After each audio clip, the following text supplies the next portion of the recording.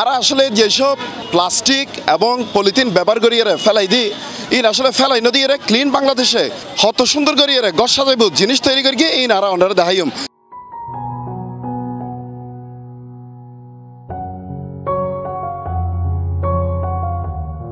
এখানে আপনারা দেখেছেন যে জিনিসগুলো আমরা বলছি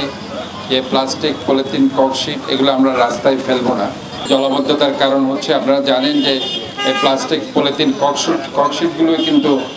আজকে আমাদের মূল কারণ নালাগুলোতে জলাবদ্ধতার। কাজে আমি মনে করি আজকে জলাবদ্ধতা মুক্ত একটি বাংলাদেশ যদি আমরা পেতে চাই, আমরা যদি একটা ক্লিন সিটি করতে চাই, একটা এনভায়রনমেন্টাল পলিউশন ফ্রি একটি চট্টগ্রাম পেতে চাই, তাহলে আমাদেরকে আজকে ক্লিন বাংলাদেশ যে কাজগুলো করছে সবাই একসাথে সে সর্বাত্মকভাবে তাদেরকে সহযোগিতা করতে হবে।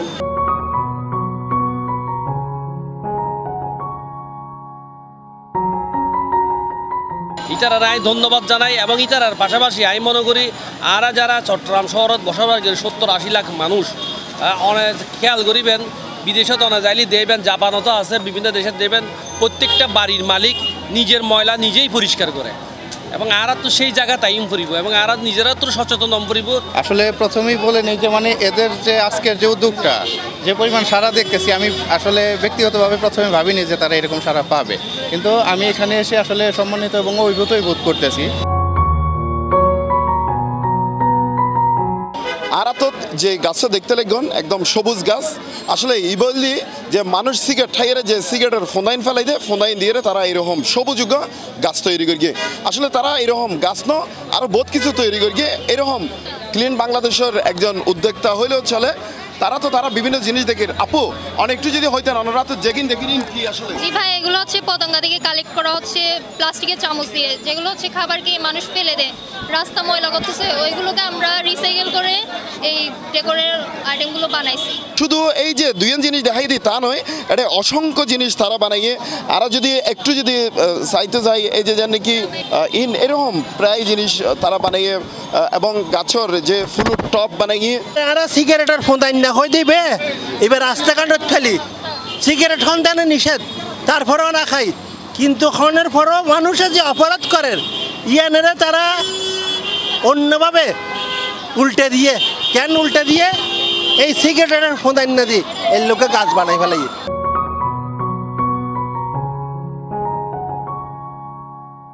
আসলে আজ ইয়ারা যে প্লাস্টিক এক্সচেঞ্জ কর্নার গরির ই বলে তো এটা দেখুন এটা বিভিন্ন প্লাস্টিক এবং পলিথিন দিয়ে কীভাবে তারা ঘর সাজানোর বিভিন্ন সুন্দর সুন্দর সামগ্রী তৈরি করি তারা ইয়ান আরা দেখায়